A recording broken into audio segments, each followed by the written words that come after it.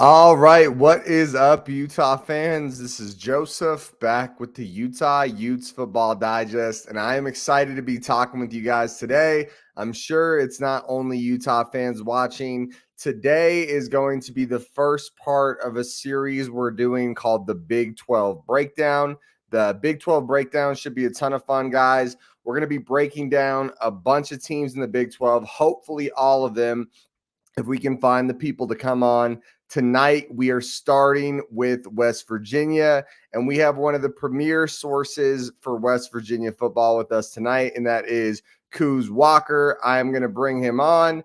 As he comes in, guys, please smash that like button. That's going to help get it out to more Big 12, Utah, and West Virginia fans. Also, if you guys are appreciating this series as we go through the content here tonight, comment down below, join the chat, join the conversation, and subscribe to the channel. Couz, good to be talking with you. How are you doing tonight? Absolutely, Joseph, man. It's good to be on with you, man. It's an honor to be here. I appreciate you having me on. It's probably not the best timing. I just got into a big Twitter fight with a bunch of Utah fans today, but hey, I'm here. Oh, okay. tell us about the fight. What was the fight about? Oh, no, it just heck, I don't even remember now, man. It was just some trash talk, based. It was just some friendly trash talk, really, more than anything. No biggie. Well, hey, it's always good to have a little friendly trash talk. I definitely like Yeah. that, man. So, cool. So why don't you tell them a little about your channel, what you like talking about, kind of what your background is covering West Virginia? Yeah, I've been. You can find me on Couz's Corner. If you're watching, you can see it on the screen there. Cover West Virginia football. Do cover a lot on conference realignment as well. Try to cover the whole Big 12 as much as I can as time allows. But yeah, I do a lot of just news and analysis on West Virginia primarily. And you can find me on Awesome, Twitter man. as well, Cool. by the way. On Twitter at Couz206 if you want to look me up there. Couz 206. And I think most people know who you are. I think most Big 12 fans have heard of you or seen your videos. I know, we've followed each other for a while, and I know I've known about your videos for a long time. And so when I want West Virginia content, you're the place I go, and I'm sure I'm not the only one that feels that way. So Well, I let's appreciate go it, ahead man. and dive in, man. Seriously excited to have you on tonight. It's going to be a lot of fun. Let's talk new Big 12. So the Let's new do it. Big 12 was a huge part of conversation. Like you kind of touched on, conference realignment in general was such a hot topic for months and months and months, if not a whole year, maybe 2 years, right? It was Right. all everyone was talking about for a good 6 months. And it was a ton of fun. You didn't know where you were going to land. You didn't know exactly, especially if you were in the Pac 12. You had no idea what was going to happen. Mm-hmm. Would we stay the Pac 12? Would we wind up somewhere else? Kind of what was going to happen. So, obviously, the Big 12 added a bunch of new members over the past couple of years, not just the Pac 12 editions. But why don't you tell us early on kind of how you're feeling about the new Big 12, where you see the Big 12 going, kind of is this just a preemptive thing until 3 to 5 years down the line we're all into super conferences?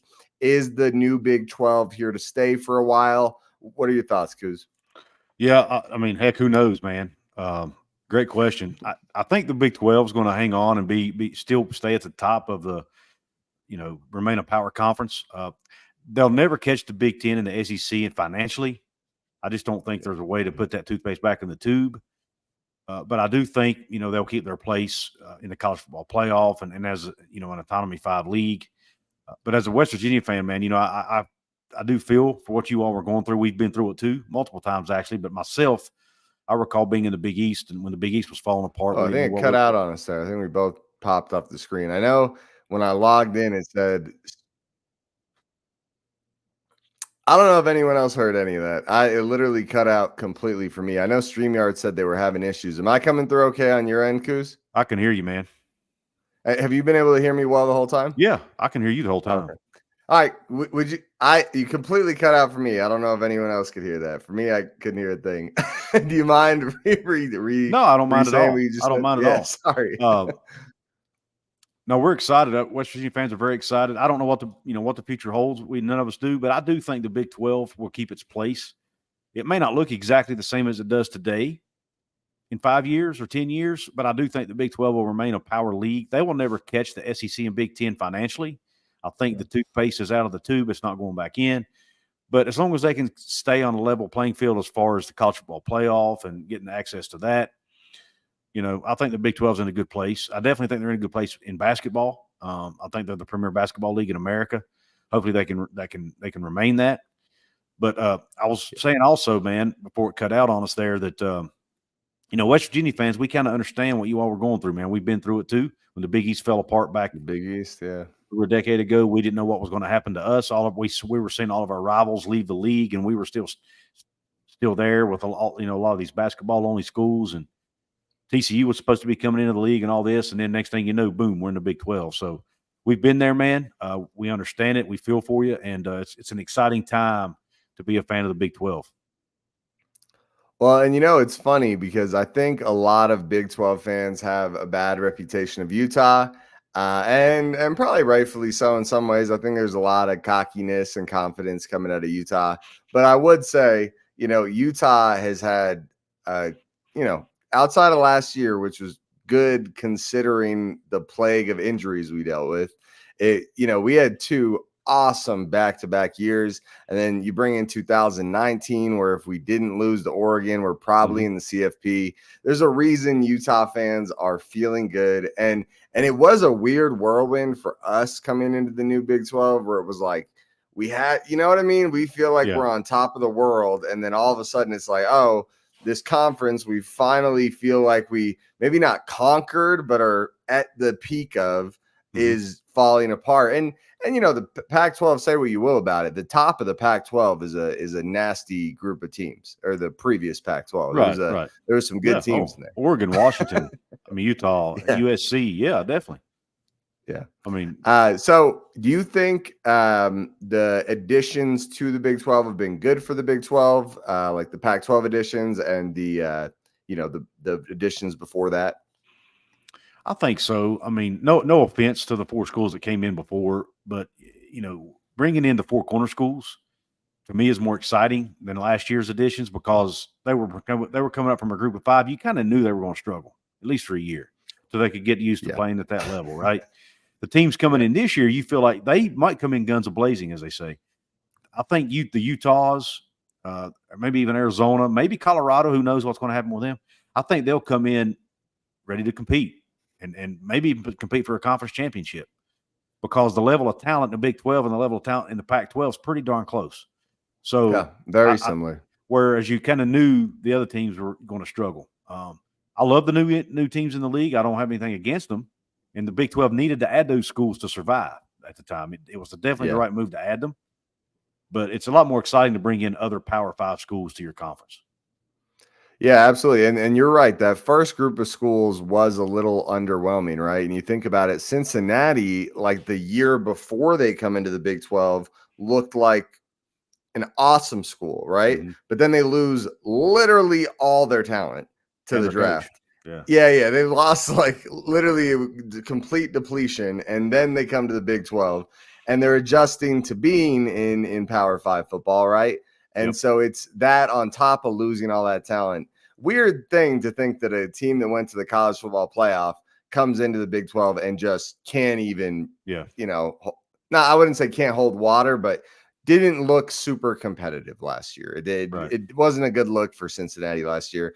And then BYU, I don't know how much you know, but Utah and BYU have a friendly little rivalry. It's intense. So I'm in it's funny, if you're not in Utah, you might not understand the geography, but there's this big mountain on the highway on the 15, and you call it south of the mountain and north of the mountain. Okay. And if you're south of the mountain, basically everyone's BYU fans. If you're north of the mountain, basically everyone's Utah fans. Okay. And so I'm south of the mountain. So everyone I work with is a BYU fan. Okay. Man. Yeah. Life stuff. But if you I don't know if you've watched it, but if you get a chance to watch the 2021 Utah BYU Holy War, you can see the intensity. It is a very fun matchup. So if you get a chance to watch it, or if you did watch it live, it's such an intense rivalry. Like it means a lot. Like whatever, because you are going to go to work tomorrow, and for the next year, everyone is going to be talking about the fact that Utah or Yeah. BYU won the game. Yeah. So let's talk about West Virginia. That's what we're here to talk about. 2023 West Virginia. I'm going to be honest with you. West Virginia 2022 was not hot, right? It was not what you wanted it to be. I remember watching it early in the year, and I liked how Donaldson looked, but then just nothing kind of came from it. And I didn't keep an eye on them super close in 2023, just to be honest with you. But I am aware overall they had quite a season. Why don't you kind of, run us back through the story and kind of tell us how that season went, what happened, the ups and downs, just kind of break it down for us. Yeah, absolutely. I mean, obviously coming into 23, Neil Brown was on the hot seat. He was, pretty much on everyone's list of coaches to be fired. He's even admitted the 2022 season where they went 5-7 was, he did not expect that. He thought they were going to be good that year, did not see the 5-7 season coming. They struggled to move the ball offensively. We had brought JT Daniels in. He did not live up to the expectations. Love JT Daniels. Great guy. One of the smartest people one of the smartest football players I've ever seen. But just for whatever reason, it didn't work.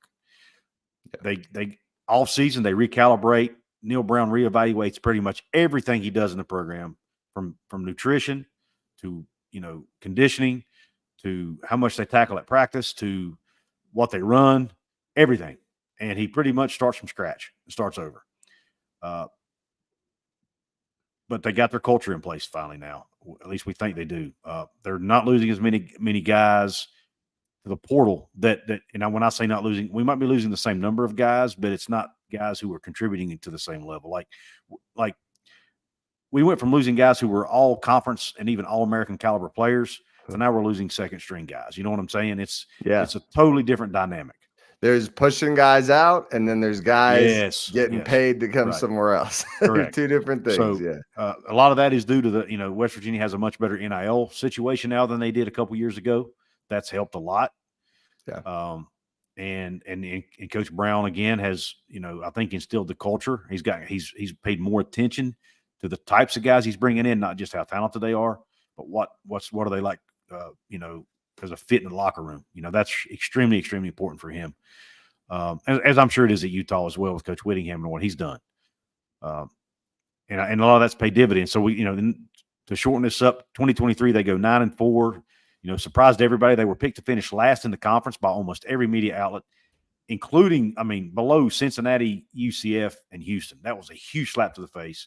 They go out, they finished 8-4 in the regular season, win the Duke's Mayo Bowl over UNC, which was a nice win. That's a huge win, yeah. To finish the year 9-4, and all of a sudden Neil Brown gets a contract extension. So, yeah, 1 year, right? He's back for 1 year. Yeah, cool. I love that. I feel like that's perfect for the situation. It's like, hey, I'm sure your mindset's around that too. It's like, yes, he deserves the extra year, and I think that's really how coaching contracts should work. It's like, hey, like whatever you've earned, give it. Don't give crazy long or crazy short, because he's going to need some time to still prove he could do it. But if this season doesn't work out, I think I heard you on a podcast the other day where it's like, hey, where this kind of brings us into our next point, where the 2024 West Virginia expectations. I think I heard you talking about how, hey, if he doesn't do a pretty dang good job this year, it's time to go. It's like you've gotten your shot, and that's it. So yeah. I think he needs to win at least 8 games. I think if you go backwards, and I know 8 is backwards from 9, but I'm talking about overall. But the schedule to me this year is a lot tougher than last year, at least on paper. Yeah. So I think if he can win 8 games, including the bowl game, I think he's okay. But anything less than that, to me, is you're regressing at that point, right? You're supposed to be climbing, no pun intended. You're supposed to be climbing. If you go from 5 wins to 9 wins, and then you go down to 6 or 7 wins, that's not climbing. And it's in year 6, to me, that's not acceptable. And is that kind of where you're at? Is this year for Neil Brown, at least, it's like, hey, we're going to need at least, close to what you did last year. Doesn't have to be quite as good, but it's got to be close. Yeah. To me, obviously barring major injuries to your top guys or something like that, that's obviously going to impact it. Yes, I think you need to be at least close to where you were a year ago. Cool. And now, why don't you tell us where your mind is heading into 2024? Obviously, that's where your mind is as far as Neil Brown's minimum expectation. But Right. what are your actual expectations for this West Virginia team? What do you think they're going to do? What do you think their identity is going to be? And just realistically, you can put a floor, put a ceiling, all that stuff. I'd love to hear about it. Yeah, I think the floor to me is 6 wins, and that's not acceptable, obviously. But to me, I just don't see with the amount of production they have coming back. They're bringing back over 80% of their production from last year. I don't see how they can not win at least 6 games and go to a bowl. That includes their quarterback. That includes 3 starting offensive linemen. Almost both of your star running backs. Jaheim White, C.J. Donaldson. Almost all of your receiving core, your tight end. Most of your defense, you do lose a couple key pieces on defense, but you're bringing back most of your defense. So, to me, 6 wins is the basement, is the floor, and then to me, ceiling. I think 10 wins is ceiling for this team, and potentially a spot in the conference championship game. I do think they have the capabilities of doing that if everybody can stay healthy. With the solid running game they're going to have, with the 2-headed monster there of Donaldson and White, with Garrett Green's ability to run the football. If he can improve his accuracy, which he's been working on, if he can improve his accuracy, he can take his completion percentage up to, 60, 65% versus 52% where it was a year ago. I think this can be an offense that finishes, top 10, top 15 offense in the country. I really do. I'm that confident in their ability.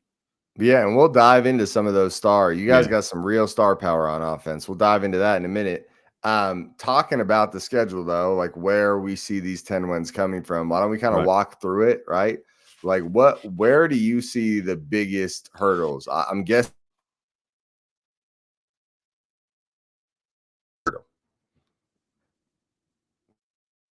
I lost you for a minute. Something's going on with StreamYard tonight. It said it when is. I logged in. It was saying it was like there's something wrong with the I was getting that message too. So, okay. Yeah. So this is the schedule. So obviously you're worried about the Albany game, but where do you think some wins can have? Yeah. I don't expect to beat Penn State. I think West Virginia can beat Penn State because it is at home. The crowd's going to be crazy. But I'm not, I'm going to chalk that one up as a loss. Penn State's probably going to be a top 10, top 15 team. Obviously, Albany's a win. I think West Virginia beats Pitt this year again. I don't think, Pitt's got a lot of question marks. Yeah, I would say in my mind, from an outside perspective, Pitt is not on the level of West Virginia. Like West Virginia is that like borderline top 20-ish type of team, and then Pitt's kind of on the borderline outside. top 40. Yeah. Gotcha. Yeah.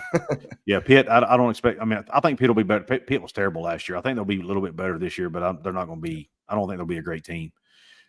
Kansas going to be Kansas at home. I think they can win that one because it's at home, and Kansas. I think people are underestimating the loss of Andy Kotelnicki at offensive coordinator at Kansas. I don't think people understand. I watched Kansas live in Morgantown 2 years ago. That offense was so friggin' complicated, so hard to defend. They got so many guys moving around. You don't know who's doing what, where they're going, what they're doing. The defense was so confused. Very, very fun offense. Not fun for the opposing team, but as a college football fan, it's a fun offense to watch. He's gone now. And I got a feeling Kansas might take a small step back this year. Iowa State at home. Iowa State, to me, is a dark horse to win this conference. They got almost everybody back from last year's team with a couple exceptions. But I do think it's a win because it's at home. Arizona on the road. Again, Arizona's breaking in a new coach. So I think that's, possibility for a win there. Baylor's a win, probably. Cincinnati should be a win. Also, Texas Tech on the road. That'll be a tough game. Texas Tech always gives it West Virginia fits. Well, and that's on the road. And then you got UCF at home. Right. So UCF seems they don't seem like a cakewalk, but no, they're not a cakewalk. Yeah, they also got an Auburn transfer a couple days ago at receiver. So, but Texas Tech at home to end the season. Utah's got the UCF away. I mean, at their house to end the season. So similar situation where it's you better finish strong. Yeah. Very cool. It's I was actually blessed to be able to go to the UCF game last year in Orlando and watch West Virginia win, but it wasn't an easy win. I mean, UCF played them tough. John Rice Plumlee threw 3 interceptions in that game, or it could have been a whole different game. So, yeah, UCF's going to be a tough out. But until UCF has to fix their defense. If they can fix their defense, then they're going to be a really, really good football team. If they can't fix it's their one of those defense, teams that's scary. It reminds me of Arizona. You think about it, Arizona a couple of years ago. I don't know how much you were following them because it's a different conference, but they just, I mean, you looked almost every year. Arizona was a top 20 recruiting team or top 25 recruiting team. They were loading up 4 stars. That's kind of how UCF feels, right? Where it's like 4-star, 4-star, 4-star, 4-star. Eventually, that has to click, right? It doesn't click right away, but if you keep doing it over 3 to 5 years, eventually the top's going to pop. So you'd think so. And you know, the KJ Jefferson at quarterback, the transfer from Arkansas, he's going to be really good, I think. So UCF's going to be tough. No doubt about it. Now, and you know, like I said, 10 wins is a ceiling. That's not what I'm predicting. But I do think they have the ability to get there. But this conference, there's so much parity in the Big 12 this year, man. It's every game, you know, all those games I said could be wins. They could also just as easily be losses. So it's going to be a fun season to watch. Big 12 football. Yeah, I'm feeling the same way as you, where as I went through that schedule breakdown, I'm thinking about some of the additions, some of the teams and the additions they made as I walked through that schedule. There is not a lot of easy outs. Like even Baylor, as much as they don't seem like a good team, you'd never know, right? Like last year was so bad and you weren't expecting them to be that bad. Right. So you don't know what you're getting. And they still almost beat us in the last game of the season. They almost beat Utah. Yeah. So. I mean, you don't know what you're getting, you know? Yeah.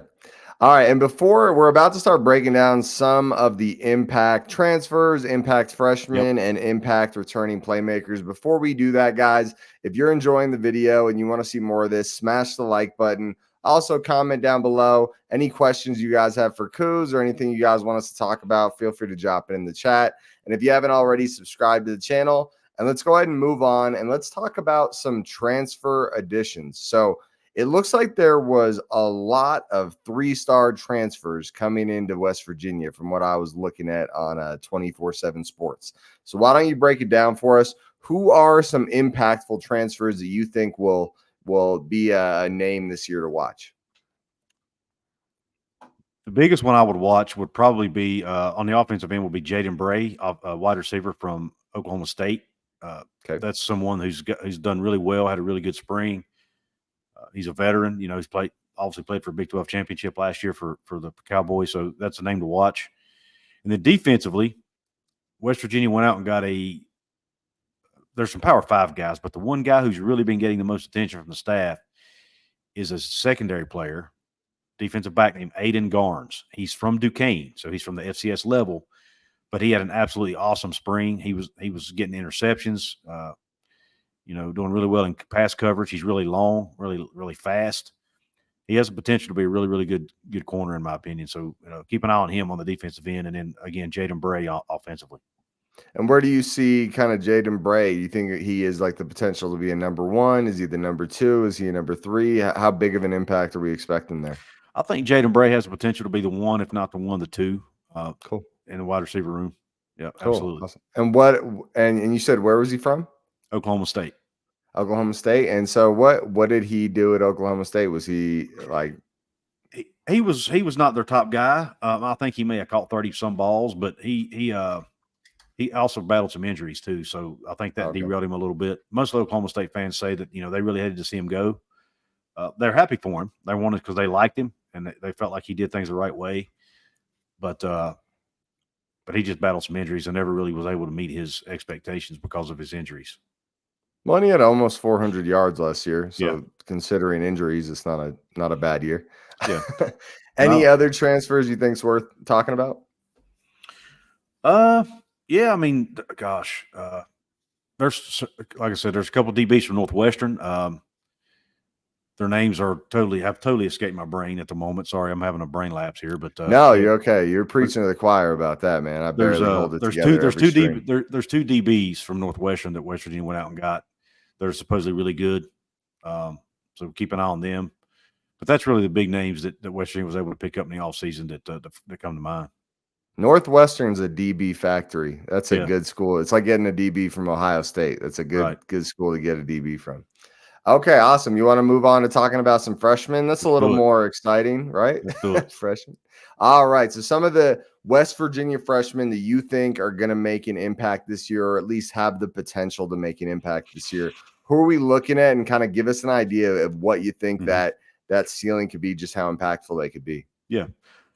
Two guys are standing out right now on defense. One's name is Zay Jennings. He's a safety. Been playing really, really well in camp, in spring practice. Flies to the football. I think he's a good he's a hard hitter, likes to hit people, and he has a nose for the ball. And then he's not a true freshman, but a redshirt freshman named Josiah Trotter. His dad was Jeremiah Trotter, who played for the Philadelphia Eagles. His brother Jeremiah Trotter Jr. just got drafted from Clemson, out of Clemson. So he's got a big pedigree. He was actually he was probably going to start as a true freshman last year at middle linebacker, but he suffered an ACL tear, missed the entire season. He's back, and he's as good as advertised. So he's going to be another name to watch, is Josiah Trotter.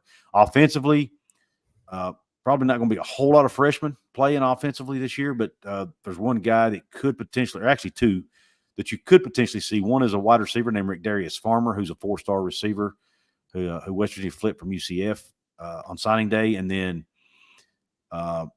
there's an offensive lineman named Kyle Altuner, who's was originally a 3-star. I think he's been bumped up to a 4-star in certain magazines, or certain services. But I've seen a lot of clips of him playing against 4- and 5-star defensive linemen, and he's pancaking them. So that's awesome. I'm really excited about him. He could be, we're kind of looking at him to hopefully be don't want to compare anybody to Zach Frazier, but he's got that type of skill set, I think. Potential. Yeah.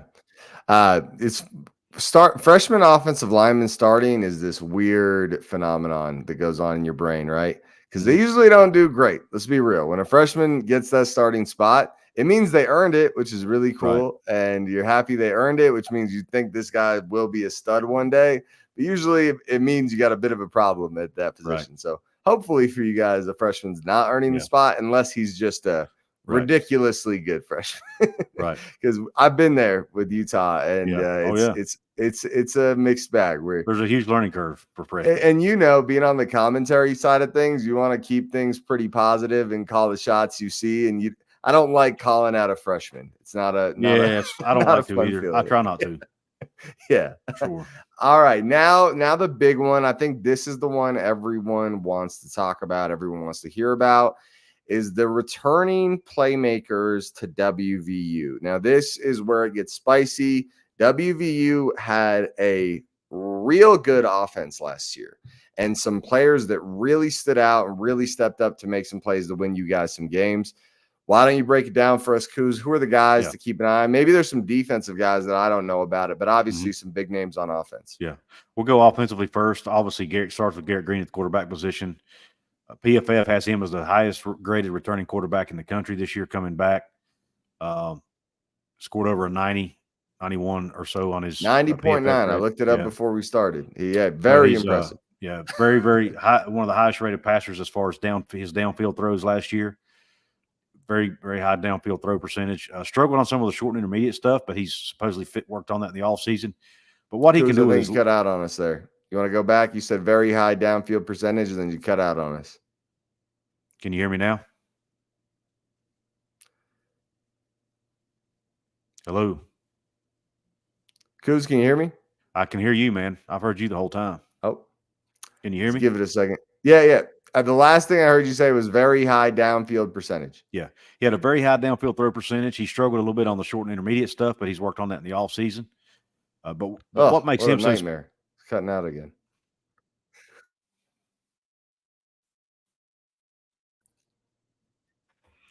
Let me try something. Cut out again. I don't know if it's me or what. I think it's a StreamYard thing. It's weird because I never have issues, and it's in this office. So You there, Couz?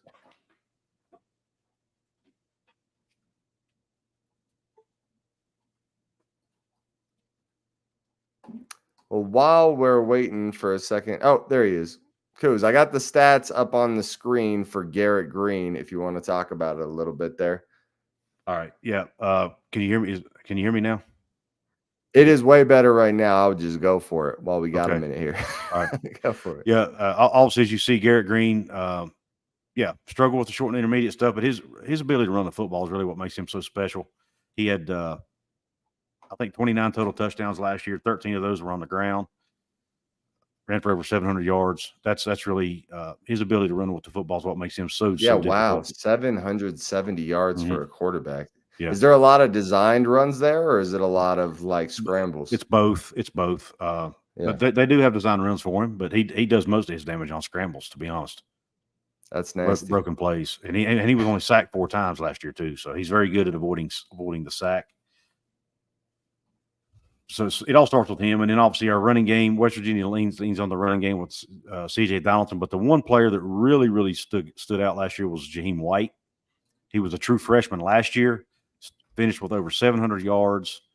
One of the best freshman running backs in the country, and look for him to have another breakout Wow, year. 7.7 yards a carry. Yep, That that's a true is freshman. that is that is very good. Yeah.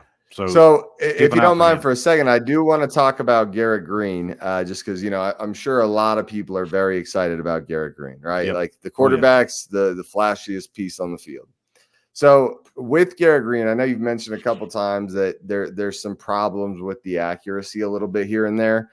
I looked at the PFF grades. I think as a WVU fan, however you want to say that, is he isn't just a flash in the pan. You got about outside of that 90.7 or 90.9 grade last year, he has 300 plus snaps before that, where he averaged about a 70 grade, and a 70 grade for a quarterback's pretty good. How confident do you feel that Garrett Green can perform at that super high level again this year? Or do you think that might have been a flash in the pan? I absolutely think he can, because he wasn't even. I mean, he still wasn't. He didn't reach his potential last year. Like I said, he struggled on the short and intermediate passes. Only completed 52% of his throws overall. So I mean, if you can take what he did last year and improve that accuracy on the short and intermediate stuff, to me, that takes this offense to a whole nother level. Yeah, that is crazy that was his grade. You said 52%? Yep. And he had a 52. 90.9 PFF Yep. grade? That's Yep. wild. Yeah. He must have made some nasty running plays then. He So, did, cool. and his downfield throws were so impressive. I mean, his accuracy throwing the ball deep was unbelievable. I'm sure. And then, so Jaheim White, you expect a big step from him. Can you tell us a little about him? Is he a power back, scat back? What are we looking for with him? He's a shifty back. He's about 5'7". Think he's not as good. I'm not going to compare him to him, but if you remember Deuce Vaughn that used to play at Kansas State, he's that type of runner. He's also really short, like Deuce was. He's only about 5'6", 5'7", but he's extremely shifty. Hits the hole really fast, and once he's in the open field, you're not catching him. But he, and then we've got C.J. Donaldson, who's our power back. I was impressed with him as Yeah. a freshman. I watched him as a freshman. Mhm. I think it was the Pitt game, that opening game, and I remember like sitting there like, hey, give this guy the ball more. What are we doing here? Because he was averaging like 7-8 yards a carry, and I was like, what? Yeah. Why are they not giving him more carries? Well, later in the season, we realized why they didn't. He got hurt 2 or 3 times in the same year. He had never played running back in his life. Really? He was recruited as a tight end, and they lost a running back during spring practice, and they needed to fill the position. They liked what they saw out of him. They felt like he could do it based on what they'd seen from his, from the way he carried himself and just what he was able to do with the football in his hands. So they tried him out, and it worked. So there's your story. But and even last year, he didn't perform at his best. I mean, he had over 700 yards rushing, but he had but he battled injury, for most of the season, and had a couple games where he, didn't really perform up to his expectations. Look up his numbers. All right, C.J. Donaldson. Let me put that up on the screen. All right, CJ Donaldson. Yeah, 798 yards, 4.7 yards a carry is definitely not bad, right? That's pretty dang good. But when you're comparing it to 7.7 with Jaheim White, that's not quite as impressive. How's the O line? What's the returning O line look Yep. like? Do you have some confidence there? Because you know how that can be. I'm If there's confident. not a lot of Yeah. continuity, it can be. Continuity is not going to be an issue because all the guys have a lot of experience, but we're losing one of the best offensive linemen to ever wear the gold and blue uniform, and that's Zach Frazier. 4-year starter for the program, 3 years started at center for the program, second round draft pick. You don't replace that guy, So fortunately, the guy who is replacing him is a veteran. I think he's a fifth, maybe even 6-year senior. But he's not Zach Frazier. But again, I think he'll be good enough. And then we're also losing our starting right tackle and Doug Nestor, but the guy replacing him will likely be Nick Malone, who also got several starts under his belt last year, filling in for guys who were injured. So there is a lot of snaps coming back on the offensive line and a lot of continuity. Might have a little bit of a drop off in talent, but again, the continuity is going to be there. So they shouldn't take too much of a step back, if at all, really. Cool. That's awesome. As a unit, Anything else you want to touch on for the offense, or do you want to move over to the defense? I'll mention real quick, Cole Taylor, the tight end's a guy to keep an eye on. He's a potential NFL prospect. And then the wide receiver room, a lot of young guys there, but a lot of talent. Cool. That's So awesome. I expect the wide receiver room. I don't really expect one guy to stand out, among everybody, but I think there'll be 3 or 4 guys who have good seasons in that receiver room. Awesome. And I know from hearing you talk earlier and hearing you talk on some other shows, it sounds like you're thinking the offense has a very high floor. Like the floor for the offense is not low. Like even if they don't perform up to what you'd hope, they're still going to do a good job. Mm-hmm. But with the defense, from the way I heard you talk about it, it sounds like we got a little more variance there where there's going to be a bigger scale. Yeah. So why don't you tell us about that? You talked about Trotter, but who else should we keep an eye out for? Yeah. Up front, there's Sean Martin. He's a senior defensive end that's coming back, 6'5", 290, NFL draft prospect again. This will be his 3rd year, I think, starting for the West Virginia. I think his 3rd year starting, at least 2nd year, I know for sure. But he's played a lot of snaps. I mean, even, as a redshirt freshman, he was playing football. And he's played a lot of special teams as well. So expect to see a lot out of him. And, he's really motivated. It's been his senior year, so he's probably going to step up and have a good season. And then that's awesome. I mentioned Trotter. In the secondary, you've got Aubrey Burks coming back, who's one of the top safeties in the conference. The interesting thing about West Virginia this year, though, is they've put more of a focus on rushing the passer. West Virginia's not really – they've kind of lacked in that category the last few seasons. So they went out and made a conscious effort to get some good pass rushers in the portal. They got a guy named Ty French from Gardner Webb, a small school, FCS school. But he's an elite pass rusher, they say. So, hopefully they'll get more pressure on the quarterback. So that's one thing they're trying to improve on. And I think you're going to see a bit of a scheme change this year for West Virginia. They're probably going to see more of a true 3-4 defense versus before they were running more of a 4-down front, like a 4-2-5 type defense. I think they're going to move more to a true 3-4 this year. At least that's kind of what we're expecting. Cool. Anyone else to keep an eye on the defense? I think I've hit the guys. I mean, like I said, Aubrey Burks is the one guy. I mentioned Aiden Garnes earlier, the freshman, the transfer corner. The 2 guys I mentioned from Northwestern, Garnett Hollis being one of them. The name finally came to me. Garnett Hollis is a DB from Northwestern that they have really high expectations for as well. So he's another name to watch out for. Well, and I can tell from the way you're talking about it, kind of like we talked about, where there's a lot of variance because it seems like a ton of talent has been injected in, as well as some young guys you're hoping take those steps. So you kind of, Yeah. The defense is the one side of the ball that's been impacted the most by transfers the last couple seasons. So there's been so much turnover, especially in the secondary. There's been a lot of turnover in the secondary. So there's just a lot of question marks. We know the guys are talented, but anytime you're bringing in guys from a lower level, sometimes you don't know how it's going to translate. Is it going to take half the season? Do they need a whole year in the program? How does that look?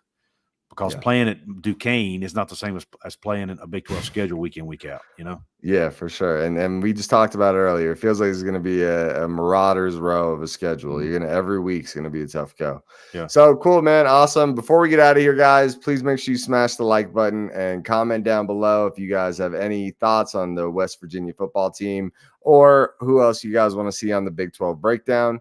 Subscribe to the channel. Subscribe to Couz's Corner as well if you haven't already. We'd love to have you guys here. Couz, final projection or final prediction for the West Virginia football season. What is your official projection of what happens? Record. I'm gonna say without looking at I know we looked at it earlier, but without having it in front of me, right now, I'm gonna say 9-3. I don't blame you. I think, like you said, that defense is gonna play a huge factor. It's gonna be annoying if you guys have a super good offense and you lose a lot of games because of the defense. That would not be a good look. That's been the story of West Virginia football for several seasons. So it wouldn't be the first time. Trust me. It's funny. I don't know if you know this, but I am a New York Jets fan in the NFL. So I'm familiar with West Virginia because of Geno Smith. So I remember being very excited about him, but that didn't work out. So I think it would have I think it could have had they kept him and he not punched somebody in the jaw. But well, it was the opposite. He got punched in the jaw. That's right. I'm sorry. He got punched in the jaw. Yeah, my bad. My bad. You're right, though. Who knows? Maybe Geno's the starting quarterback for the Jets right now if someone didn't punch him in the jaw. There you go. Yeah, but the Jets, just no offense to you. I mean, I'm a Bills fan, so I've lived through a lot of pain myself as well. Well, this might be the year where the Jets could be better than the Bills. We'll see. We'll see what happens. Yeah, I'm worried about the Bills, man. They're losing a lot of major pieces.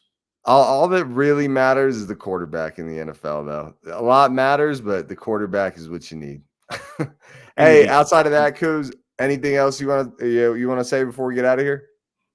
No, that's it, man. Just welcome Utah to, even though some of your fans are obnoxious. I welcome Utah to the Big 12.